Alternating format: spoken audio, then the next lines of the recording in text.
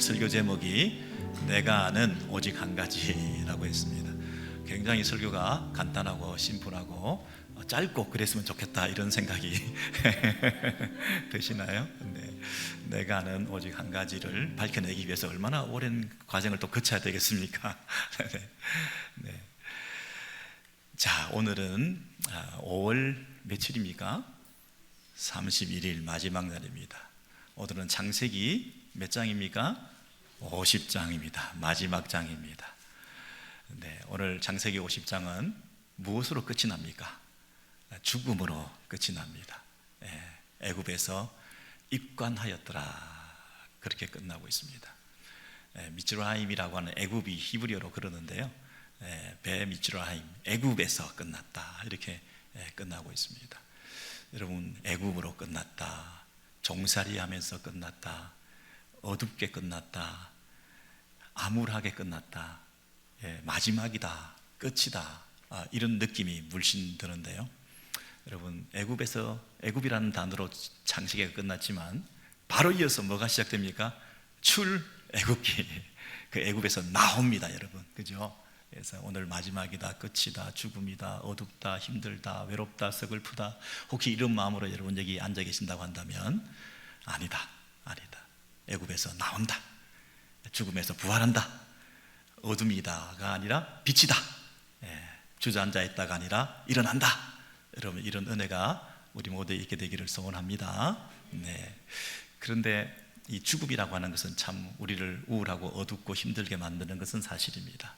왜냐하면 더 이상 볼 수가 없고, 또 더 이상 과거의 그 추억들을 소환해내면서 또 미래에 그것을 이어갈 수 없는 시간의 단절이 있기 때문에 너무나 우리를 힘들게 만드는 것입니다. 특별히 비중을 많이 차지했던 인물이 우리 집안에서 정말 정신적인 지주가 되었던 분이 만약에 먼저 하늘나라에 간다고 한다면 그 빈자리가 얼마나 더 크겠습니까? 여러분, 지금 야곱이 죽었습니다. 야곱은 창세기 25장에 제일 처음 등장하는데, 창세기 25장의 첫 부분이 아브라함의 죽음으로 끝이 나는데요, 그 아브라함이 죽고 난 다음에 당연히 아브라함 아들 이삭과 리브가가 아기를 생산하는 장면이 나오는데, 거기 등장하는 이름이 야곱입니다. 에서와 야곱이 어머니 뱃속에서 서로 긴장하고 있는 그때부터 야곱의 출생이 창세기 25장이 시작돼 가지고 이제 그 야곱의 아들인 요셉이 50장에서 죽습니다. 그러니까 25장부터 50장 전부 다 무슨 얘기냐 하면 야곱의 이야기입니다. 야곱이 태어나면서부터 또 야곱의 자녀가 죽는 이런 12아들이 형성되는 이런 모든 스토리가, 이스라엘에서 정말 중요한 인물이 아브라함, 이삭, 야곱이 이제 죽었습니다. 여러분, 한 사람이 죽고 나면 그 남은 자녀 손들이 어려움을 겪죠. 크게 나누어서 두 부류의 가정이 있습니다.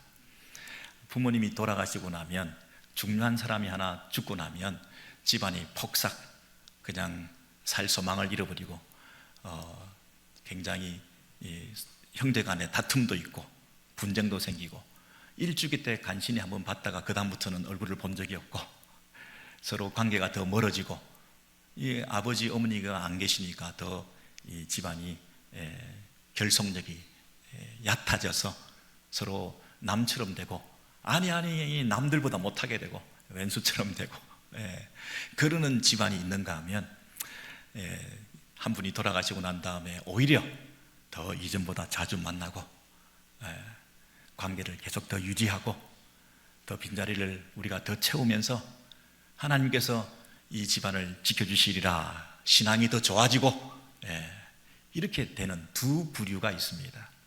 여러분, 야곱의 집안은 아버지가 죽고 난 다음에 그 중요한 창세기의 나머지 25장을 차지하는 비중 있는 인물인 야곱이 죽고 난 다음에 그 후손들은 어떻게 되었을까요? 여러분들은 어떠신가요? 형제들과의 관계는 어떠신가요? 한 분이, 가장 사랑하는 사람이, 가장 믿었던 사람이, 가장 정신적인 지주였던 분이 이 땅에 안 계실 때에 여러분은 그 이후에 가정들은 어떤 모습으로 변해가고 있나요? 결론부터 말씀드리면 야곱이 죽고 난 다음에 이 가정에 큰 큰 위기가 찾아왔습니다. 그런데 그 위기를 어떻게 극복했는지 오히려 이 집안이 결속되었습니다. 그렇다면 우리도 예방적인 차원에서 아니면 치료 차원에서 우리 가정들을 돌아보고 우리의 관계들을 생각해 볼 때 야곱이 죽고 난 다음에 어떤 일이 있었는지를 좀 살펴보면 우리에게 굉장한 큰 인사이트가 있고 위로가 있고 또 도움이 되리라 생각됩니다. 자, 첫째로 야곱이 죽고 난 다음에 무슨 일이 있었는지 그 현장으로 달려가시는데요, 50장 15절에 같이 한번 읽으시겠습니다. 시작. 요셉의 형제들이 그들의 아버지가 죽었음을 보고 말하되 요셉이 혹시 우리를 미워하여 우리가 그에게 행한 모든 악을 다 갚지나 아니할까 하고 걱정하고 두려워하기 시작했다는 것입니다. 지금 요셉의 형제들이 옛날에 무슨 짓을 했습니까? 요셉을 죽이려고 하고 그리고 팔아넘기고 했던, 그런 해치려고 했던 일들을 우리가 생각하는데 그 일들이 다시 되살아난 것입니다.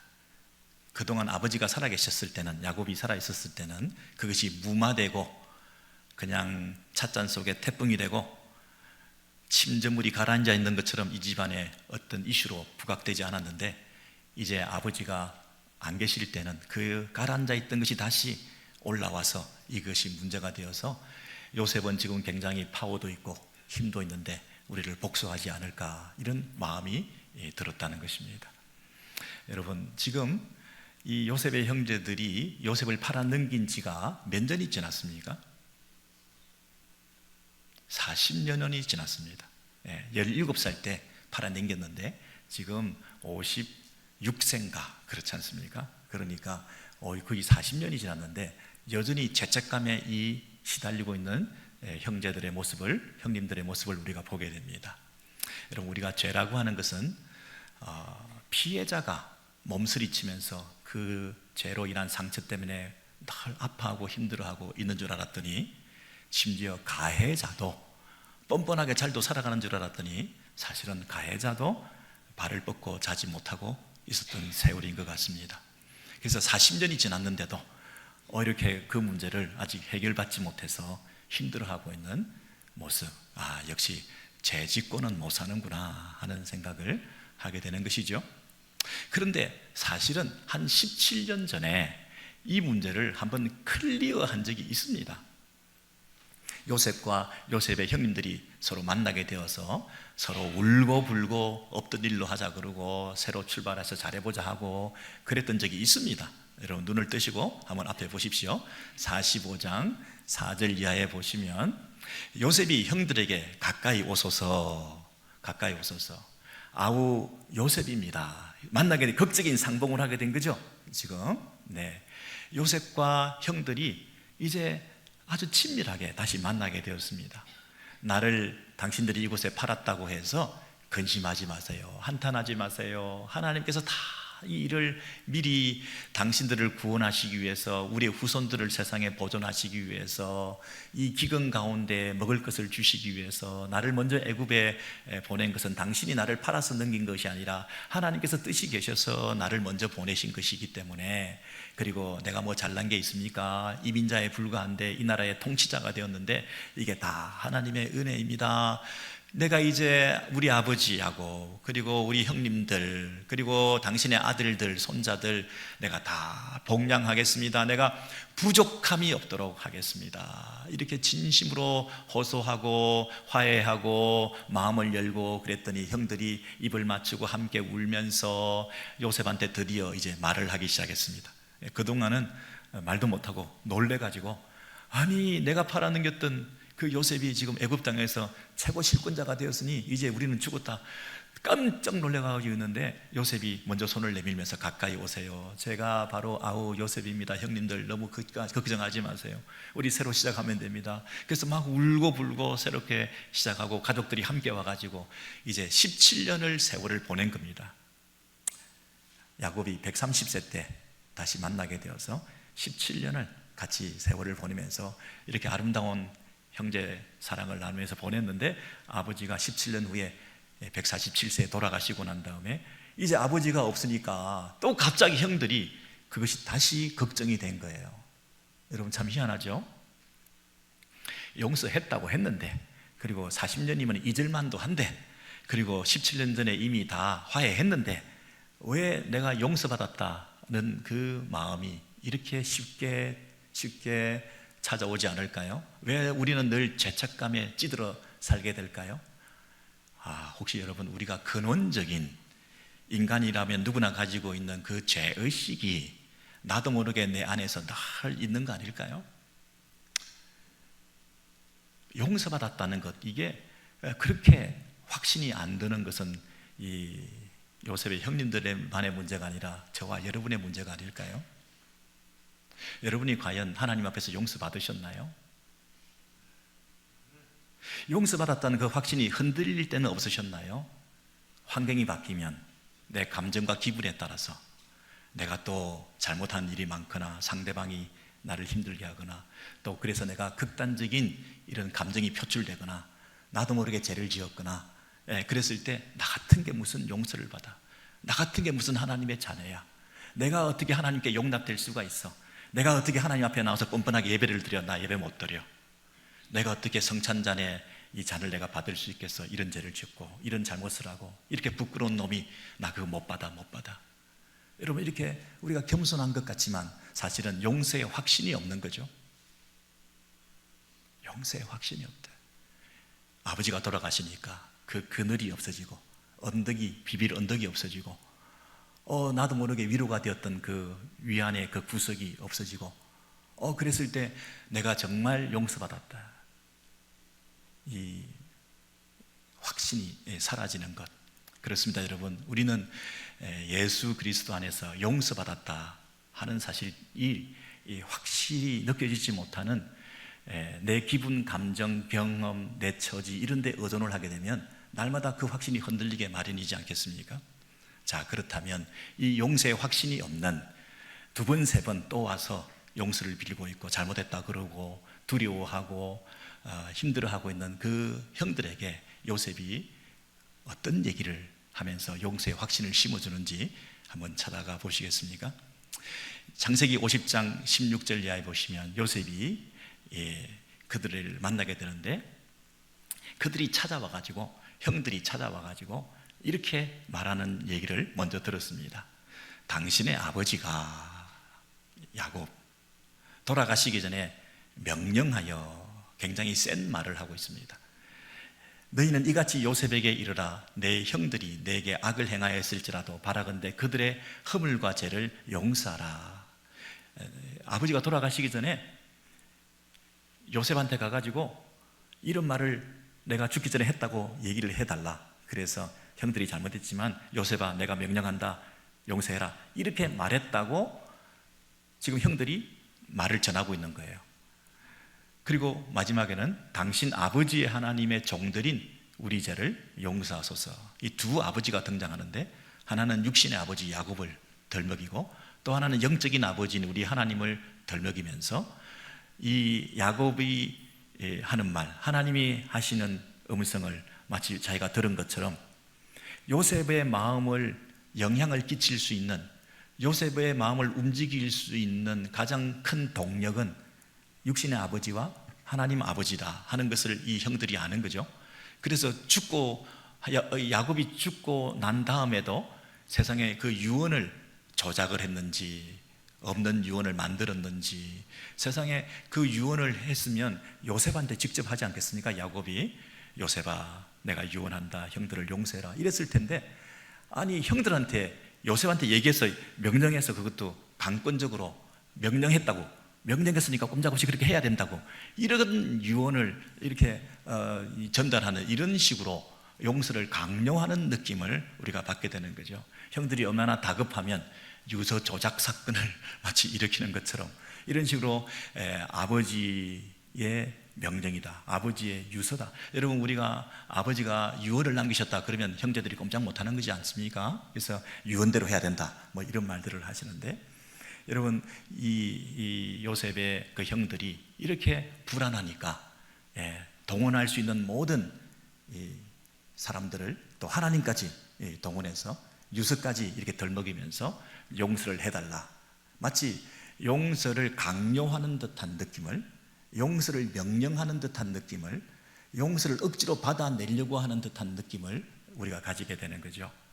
그만큼 용서는 절실한데 그 용서를 받아낼 방법이 없으니 이런 식으로라도 용서를 받아내겠다는 마음이 간절한 거죠. 여러분, 세 번째는 어떤 방식의 용서가 있느냐면 18절에 보시면 형들이 친히 찾아와 가지고, 지금까지는 전가를 보냈는데 이제는 직접 찾아와서 엎드려 요셉 앞에 엎드려서 당신의 종들입니다. 이 말은 뭐냐면 내가 무슨 짓이든 하겠습니다. 용서만 해주시고 우리를 용납만 해주시고 우리의 이 관계를 지속해 가시고 우리를 보복하고 우리를 내쫓고 벌하고 이러지만 않으면 참 좋겠습니다. 종들로 비굴하게 살더라도 당신과 우리의 이 원래 관계를 계속해 나가면서 우리의 기득권과 현재 내가 누리고 있는 것을 뺏기지를 원치 않습니다. 건성으로 용서를 해서라도 내가 종들로서 당신에게 이렇게 모든 짓을 다해 가면서라도 관계만 유지해서 내가 더 이상 손해를 최소화하기를 원합니다. 이 관계를 연장시켜만 주시기를 원합니다. 이런 식의 구걸하는 용서를 하고 있는 거죠. 여러분, 제가 용서가 몇 가지 있다 이렇게 말씀을 드렸는데 눈치를 주셨습니까? 첫 번째는 밀양 영화에 나오는 용서처럼 셀프 용서가 있습니다. 내가 가해자인데 하나님 앞에 회개했다, 하나님 나를 용서했다, 그래서 당당하게 내가 용서받았다, 그래서 하나님 앞에서 난 떳떳하다 그러면서 이 피해자가 용서를 해주기도 전에 자기는 하나님 앞에서 용서받았으니까 당신도 용서를 받든지 말든지 하라는 식으로 그렇게 뻔뻔스럽게 나올 때 와, 진짜 웃긴다. 기독교가 저런 거냐? 기독교에서 말하는 용서가 저딴 거라면 나는 기독교 안 믿는다 하고 우리가 빈정거림을 당할 때가 있지 않습니까? 제일 위험한 게 뭡니까? 용서는 받기는 받아야 되는데 이 용서를 쉽게 받는 방법은 셀프 용서다. 내가 스스로 용서받는 거다, 혼자서. 두 번째는 상대방에게 찾아가서, 피해자에게 찾아가가지고 용서를 강요하는 겁니다. 강요하는 용서. 억지로 유서를 동원하든지 뭘 동원해서라도 하나님께서 계시하셨는데 당신 보고 용서하라고 했다, 하나님을 덜먹이면서도 그래서 상대방으로 하여금 용서를 받아내는, 청구서를 내미는 강요하는 용서가 있습니다. 세 번째는 구걸하는 용서입니다. 내가 종이 되겠습니다. 당신 밑에서 살겠습니다. 살려만 주세요. 그냥 관계만 유지하기 원합니다. 나를 버리고 보복하고 죽이지는 마세요. 내 불이익과 손해를 최소화하면서 이렇게 유지하는 것이 좋습니다. 이런 구걸하는 용서를 우리는 그 탕자 비유에서 볼 수가 있습니다. 탕자가 실컷 허랑방탕하다가 돌아올 때 뭐라고 얘기하죠? 아버지의 아들로 일컬음을 받을 수가 없다. 품꾼의 하나로 여겨달라. 품꾼의 하나로 돌아가서 그 아버지 집에 가서 종살이하고 그냥 일하면서 또 그 내 과거를 이렇게 조금이라도 보상하고 그 집안의 피해를 조금이라도 줄여가면서 내가 허랑방탕했던 것 조금씩 갚아가면서 그렇게 종살이하면서 이 그 집안과의 관계를 내가 유지하는 것, 이것이 구걸하는 용서, 내 불이익을 최소화하고 이 현상을 유지하기 위해서 비굴하게 엎드려서 빌고 있는 이런 용서를 우리가 요청하기도 한다는 것입니다. 여러분, 그런데 그 아버지는 그 아들을 그런 품꾼이 일하는 것을 통해서 보상하면서 관계를 유지하지 않고 그 아들이 와서 아무것도 하지 않았는데도 불구하고 두 팔 벌려 환영하고 가락지를 끼우고 잔치를 하고 무조건적인 용납을 통해서 아버지가 아들을 받아들이는 용서를 했던 거 아니겠습니까? 우리가 하나님 앞에서 용서를 받는다는 것은 그 품꾼처럼 종처럼 그렇게 엎드려서 내가 종살이해서 그 품삯으로 하나님 앞에 용서를 청구해서 받아내는 방식이 아니라 우리는 아들로서 예수의 핏값으로, 하나님의 아들이신 예수가 흘리신 그 보혈의 값을 이미 지불하신 그 핏값으로, 품삯이 아니라 핏값으로 우리가 하나님의 아들로서 당당히 용서받는 것이죠. 그것이 우리에게 사죄의 은총을, 은혜의 용서를 우리가 받게 됐다 하는 거 아니겠습니까? 이것이 우리에게 주는 확신이 있습니다. 내가 노력하고 종살이하고 품꾼의 하나로 들어가가지고 싹스를 지불해서 그걸 보상 삼아서 그 주인과의 관계를 유지하는 그런 용서가 아니라 은혜로 예수의 핏값으로 당당히 내가 하나님의 아들이 되어서 하나님의 자녀가 되어서 그 아버지가 용납해 주시는 그 은혜를 덧입게 된 그 용서. 여러분, 내가 한 것이 아니죠. 내가 노력해서 간교함으로 유서 조작하고 어떤 방법을 동원해서 인위적으로 그런 용서를 받는 것이 아니라 전적인 은혜로, 하나님의 은혜로 우리가 용납받았다, 이 확신이 없이는 날마다 용서에 대해서 절절절절 매게 되겠죠. 세월이 바뀌고 환경이 바뀌고 아버지가 죽고 형제의 요셉의 눈치를 살피면서 내가 용서를 받았나 걱정하고 염려하며 그렇게 살겠죠. 여러분, 이 용서를 요셉은 이미 체험했기 때문에 그 형들에게 다시 가르쳐 주고 있는데, 요셉이 이렇게 말합니다. 두려워하지 마라. 형님들이여 두려워하지 마라. 50장 17절 이하에 보시면, 내가 하나님을 대신하리이까. 여러분 한번 따라 하시겠어요? 내가 하나님을 대신하리이까. 내가 하나님을 대신하리이까. 네.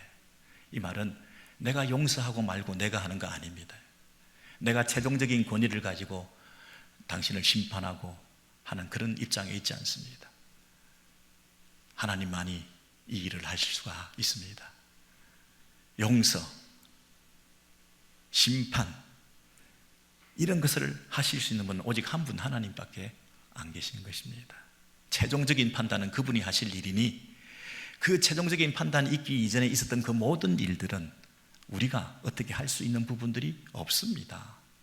그 모든 일들은 하나님께서 역사하시고 주관하시고 섭리하시고 하나님께서 여전히 살아 계셔서 그 모든 일들을 하시는데, 때로는 그 악한 일들조차, 당신들이 나를 해치려고 하는 일들조차 선으로 바꾸셔서 하나님이 당신의 목적과 뜻대로 인도해 가시는 하나님의 섭리를 분명히 믿습니다. 여기 세 가지를 말씀드릴 수 있는데요.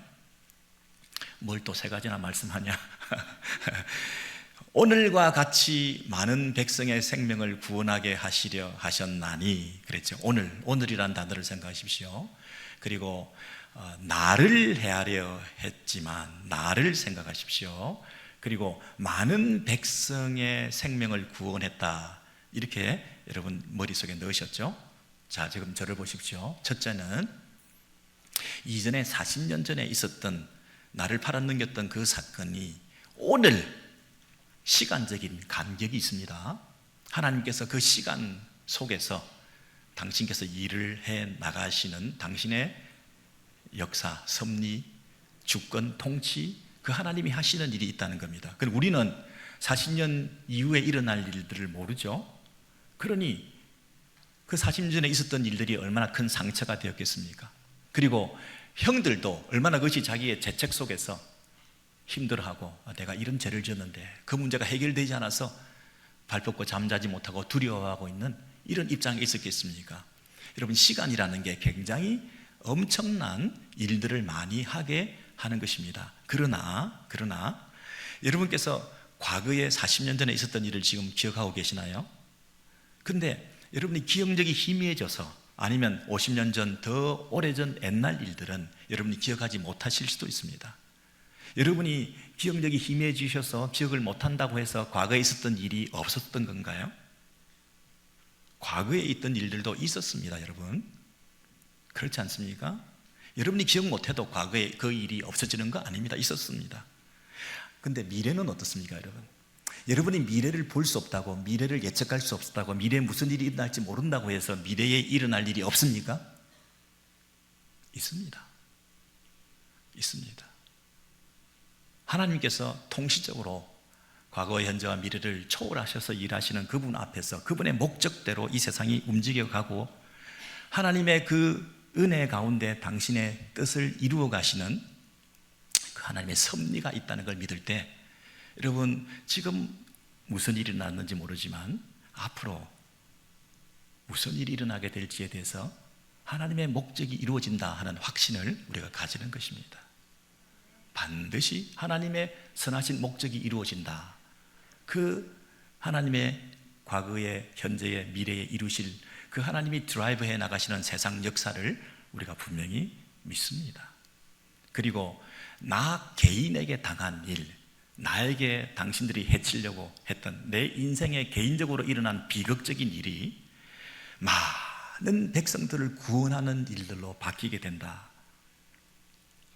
여러분, 시간적으로 과거가 있고 또 오늘 현재 이런 일이 일어난 것을 우리가 보면서 깜짝 놀라는 것처럼 내게 지극히 개인적인 비극적인 슬픔과 아픔의 일들이 나에게 형들에 의해서 내가 혼자 팔려져 나갔지만 나에게는 큰 개인사에 있어서는 비극이었는데 앞으로 많은 백성들이 구원받는 일이 있게 된다고 하는 수량적인 차원에서, 그리고 큰 시야로 볼 때, 그리고 스케일로 볼 때 내가 생각하는 그 시야와 하나님의 시야는 너무나 다르기 때문에, 너무나 우주적이기 때문에 이런 부분에서 하나님께서 그 일들을 이루어 가시는데, 스케일만 큰 것이 아니라 하나님의 한 목적을 향해서, 이 세상 안에 별하별 인간이 다 있고 별하별 일들이, 돌출적인 일들이 많고 별하별 의도와 목적을 따라서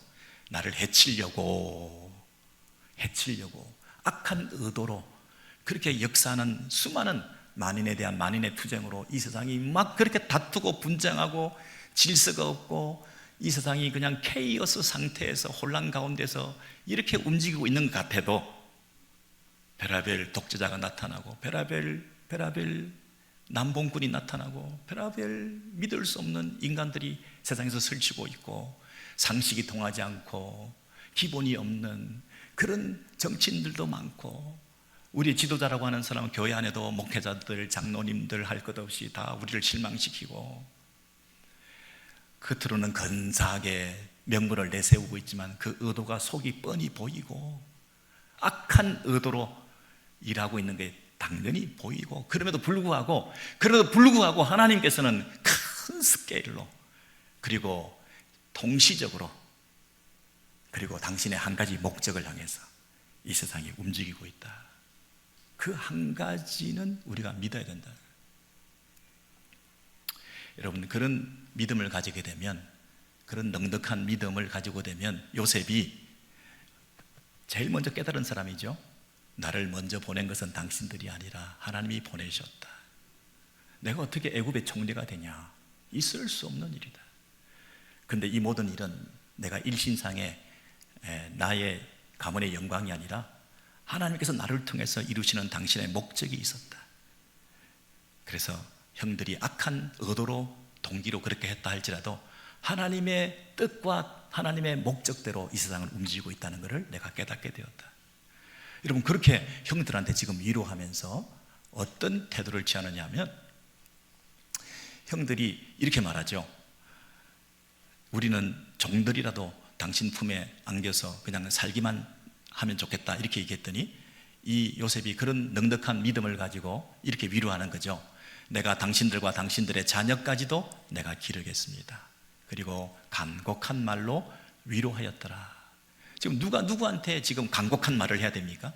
형들이 요셉한테 와가지고 빌고 살려달라 그러고 용서해달라 그러고 간곡하게 빌고 이래야 되는데, 오히려 이 여유로운 넉넉한 하나님에 대한 믿음을 가지고 있는, 역사 운행과 주권과 섭리와 통치 가운데 살아계신 하나님께서 나를 통해서 일하고 계신다 하는 것을 믿는 이 요셉이 오히려 형들을 위로하고 있는 거예요. 원수들을 위로하고 있는 거예요.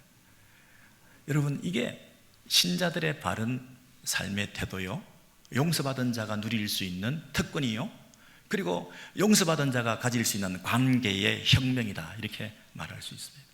여러분은 얼마나 넉넉하신지 모르겠습니다. 얼마나 여러분이 어떤 면에서는 거들먹거리면서 용서해 주는 척 하는지 모르겠습니다. 다 내 뜻인 내가 베푸는 아량인 줄 알아. 다 나한테 은혜를 갚아야 돼. 나를 잊지 마. 내가 용서해 준 거 기억해. 평생 동안 나한테 고마워하면서 살아.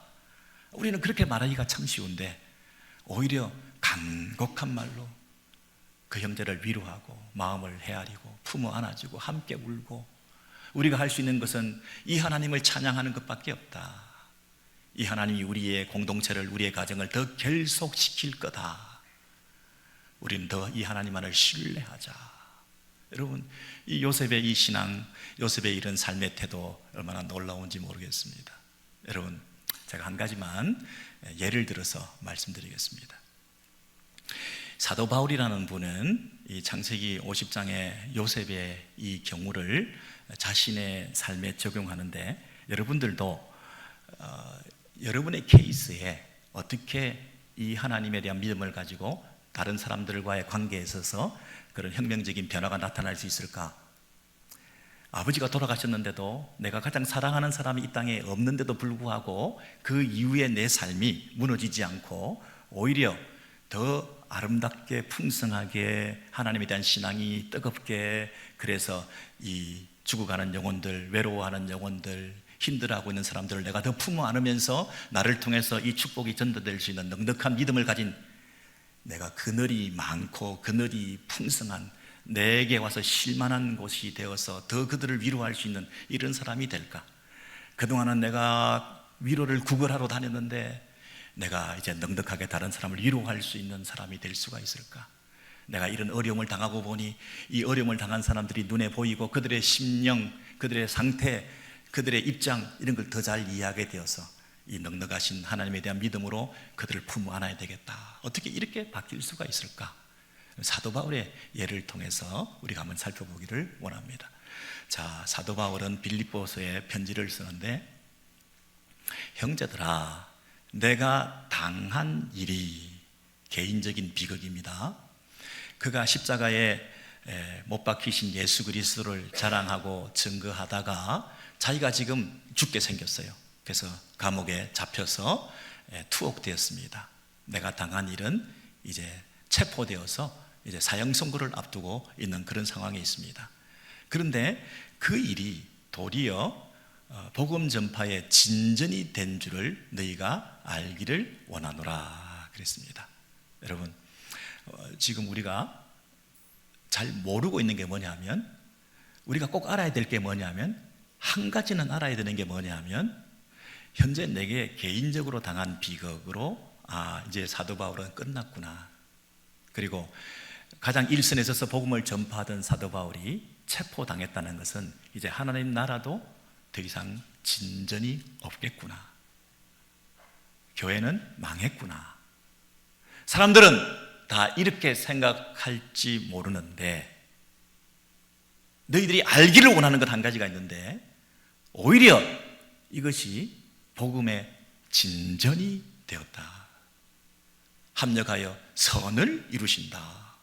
개인적인 비극, 개인적인 체포당함, 개인적인 사형 선고, 이런 일들이 앞으로 시간을 두고 하나님께서 어떻게 일어나가실지 모르고, 하나님의 스케일은 너무나 커서 하나님께서 이 일을 어떻게 드라이브해 나가실지 너희들이 그걸 알기를 원한다.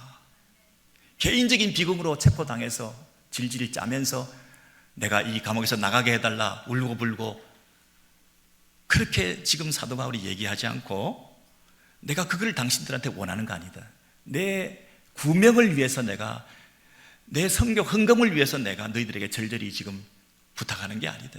내가 너희들이 알기를 원하는 것 한 가지가 있는데, 이 스케일 크시고 내 개인적인 비극을 통해서 하나님이 더 큰 구원을 이 땅에 허락하시고, 하나님 나라가 중단되지 않고 더 확장되고, 하나님의 선하신 역사가 지금도 계속되고 있다는 사실을 너희들이 알기를 원한다. 합력하여 선을 이루시는 하나님을 믿어라. 여러분, 그 성도들 입장에서는 교회는 망했구나, 하나님 나라는 이제 중단되었구나, 사도 바울은 이제 끝장났구나 라고 생각했지만, 사도 바울은 그 감옥 안에 들어가 가지고 누구를 만났습니까? 시위대를 만났습니다. 시위대라고 하는 것은 그 당시에 궁정에 있는 왕의 친위 부대를 말하고 있어요. 그 위치나 입장이나 그 권위라고 하는 것은 대단한 사람들이고, 그 가족들도 계속해서, 그래서 사도 바울을 통해서 그 로마의 중앙에 들어가서 그들에게 복음을 전하는 기회가 되고, 그 사람들이 사도 바울이라는 사람이 들어왔는데, 저 사람은 왜 들어왔대? 그 사람이 예수 믿는다잖아. 예수 믿는 인간은 감옥에 들어와서 어떻게 사는가 보자. 아니, 이 사람은 뭔가 다르구나, 뭔가 의연하구나, 뭔가 소망이 넘치구나, 살려고 절절 매고 살려달라고 벌벌 떨고 이러는 사람이 아니구나. 죽음을 초월한 사람 같구나. 야, 복음이라는 게 참으로 힘이 있는 거구나. 집에 가서도 얘기하고 사람들에게 알려지고, 그래서 시위대 안과 밖에 소문이 나기 시작하고, 그래서 이 복음이 점점 확장되어가는 이 일들이 생겼으니, 여러분, 이 일을 통해서 이제 많은 사람들이 오히려 담대함을 얻고 힘을 얻어가지고, 이 사도 바울의 친구들은, 동역자들은 그렇구나, 풀 주고 있다가 사도 바울이 이제 죽는구나, 사도 바울이 끝난구나, 우리도 이제는 다 제 갈 길 찾아야 되겠다고 생각했다가 감옥 안에 들어간 사도 바울의 소식을 들으니 오히려 사도 바울을 통해서 복음이 더 확장되고 있다고 생각을 하니까 더 힘과 용기를 얻어가지고 담대하게 우리가 더 빈자리를 메우고 열심히 복음을 전해야 되겠구나 하는 동역자들이 생긴 반면에, 또 어떤 인간들은 사도 바울이 없는 틈을 타서 내 영향력을 더 확대해야 되겠구나, 나쁜 동기로, 불순한 동기로, 사도 바울이 없을 때 내가 더 내게 사람들을 불러 모으고 사람들을 내 편 만들고, 똑같이 복음을 전하긴 하지만 겉으로는 복음을 전한 것 같지만 속으로는 다른 동기를 가지고 그렇게 사역을 하고 있는 사람들의 부류도 생겼다. 이게 두 가지 부류가 생겼는데, 사도 바울의 빈자리를 내가 더 열심히 메워서 함께 동력하는, 지금도 복음이 확장되고 있는 것을 감옥 안에서도 그 소식을 들으면서 복음은 정말 능력이 있구나 하고 담대히 복음을 전하는 사람이 있는가 하면, 사도 바울이 빈자리에 내가 들어가야 되겠구나, 내가 영향력을 확대해야 되겠구나, 내가 이번에 총회장이 되겠구나, 가장 존경받는 사도 바울이 없을 때 내가 더 존경받는 사람들로부터 인정받는 사람들이 되겠구나 하는 마음으로 그래도 복음을 전하는 그런 사람들이 있었다고 지금 얘기하고 있지 않습니까? 자, 빌립보서 1장을 보십시오. 형제 중 다수가 나의 매임으로 주 안에서 겁없이 말씀을 더욱 담대히 전하게 되었느니라. 왜 그랬습니까? 나의 매임이 그리스도 안에서 시위대 안과 밖의 모든 사람에게 나타났기 때문에, 시위대 안에서뿐 아니라 밖에서도 그 소문이 나서 그 소식을 들었던 사람들이 더 힘을 얻어가지고 담대히 복음을 전하는 사람이 있었는가 하면, 또 어떤 사람들은 투기와 분쟁으로 나의 매임에 괴로움을 더하게 할 줄로 생각하여 순수하지 못하게 다툼으로 경쟁하는 마음으로 그리스도를 전파하는 그런 사람들도 있었는데, 사도 바울이 생각할 때 거칠애로 하나 동기는 숨기고 겉으로 복음을 열심히 전하고 있는 사람들이거나, 아니면 동기가 순수하게 복음을 전하는 그 사람들이거나 할 것 없이 어떤 방도로 하든지 전파되는 것은 그리스도니 나는 기뻐하고 또한 기뻐하리라. 이렇게 적용했다는 거죠. 여러분들은 어떻게 적용하시겠습니까? 첫째, 개인적인 비극, 나의 매임, 끝났구나. 두 번째, 현재 당한 고통, 너무 힘들어, 감옥이 너무 차가워, 사람들은 없어, 외로워, 앞으로 무슨 일이 일어날지 모르지만 지금 나 못 참겠어. 현재적 고통, 개인적 고통, 남들은 당하지 않는 고통을 왜 내 혼자 당해야 돼? 악인들도 형통하고 잘 나가는데 왜 나는 순수하게 믿음으로 살다가 이런 일들을 당해야 돼? 하나님 너무하신 거 아니에요? 여러분, 이거 굉장히 힘들거든요. 왜 나만 이런 일을 당해야 돼? 개인적인 고통, 그리고 현재적 고통, 이거 굉장히 힘들거든요. 또 한 가지 힘들게 하는 건 뭐냐면, 속이 뻔히 보이는 인간들이 설치고 있는 거예요. 악한 의도로 나를 더 괴롭게 하려고 나의 입지를 좀먹는 그런 악한 의도, 이 동기가 순수하지 못한 그 인간들 보면 그게 또 우리를 힘들게 만들지 않습니까? 그럼에도 불구하고 이 세 가지 장애물이 있음에도 불구하고 현재적인 고통을 뛰어넘어 장차 하나님께서 하실 그 일, 개인적인 고통을 뛰어넘어 하나님께서 당신의 나라의 영광스러움을 드러내실 우주적인 회복을 위해서 무백성들을 건져내시고 구원하실 그 일들을 통해서 악한 의도와 동기로 불순하게 경쟁하듯이 나에게 달려오는 그 사람들이 있다 하더라도, 그러나 거칠애로 하든 진심으로 하든 전파되는 것은 그리스도니 복음이 전해지는 것, 하나님 나라가 확장되는 것, 그것으로 나는 만족하고 기뻐하면 될 일이지, 남의 의도까지 동기까지 내가 판단하고 심판할 필요는 없다. 동기가 훤히 보인다 하더라도, 악한 의도가 뻔히 보인다 하더라도 그 의도까지 심판하실 분은 하나님이시지 내가 할 일은 아니다. 내가 하나님을 대신하리까, 내가 다 하나님을 대신하리까. 내가 판단하지 않는다. 내가 최종 결정권자가 아니다. 여러분, 우리가 조금만 힘이 세지고 권력이 세지고 높아지면 내가 모든 것을 법을 초월해서라도 뭔가 할 수 있으리라 착각을 하기 쉽습니다. 내가 다 알아서 한다고요. 뭐 법이고 뭐고 상관없어. 내가 하는 말이 법이다. 아무 상관하지 마라. 내가 다 알아서 책임질 테니까 하는 그런 최종 결정권자, 최종적 권위를 내가 자꾸만 가지려고 하는 그런 속성들이 인간들이 누구나 있는 것입니다. 그런데 요셉은 최종적 권위는 하나님이시다. 내가 죽어라도 그 권위를 내가 넘보지 않겠다. 여러분, 하나님께서 보실 때 한번 생각해 보십시오. 요셉을 얼마나 귀하게 보시겠습니까? 애굽의 최고 통치권자가 됐는데 끝까지 하는 말이 뭐냐면 내가 최종 통치권자가 아니다. 우주적 통치는 하나님이 최종적으로 하시는 거다.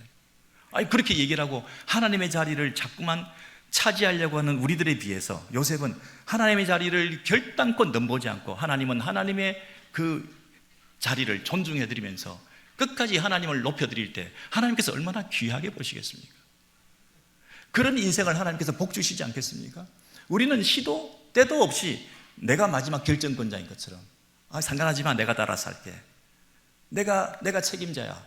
걱정하지 마, 내가 너 다 뒤를 봐줄게. 나만 믿어, 나만 따라와. 왜 딴 생각 자꾸 하고 딴 얘기를 자꾸 해?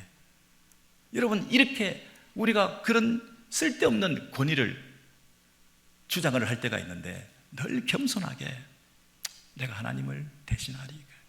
여러분, 형들이 와서 용서를 빌 때 그 아량을 가지고 내가 용서해 줄게, 형 걱정하지 마, 이런 정도도 할 수 있는 충분한 권위를 가지고 있는 요셉인데도 불구하고 요셉은 끝까지 내가 하나님을 대신하리.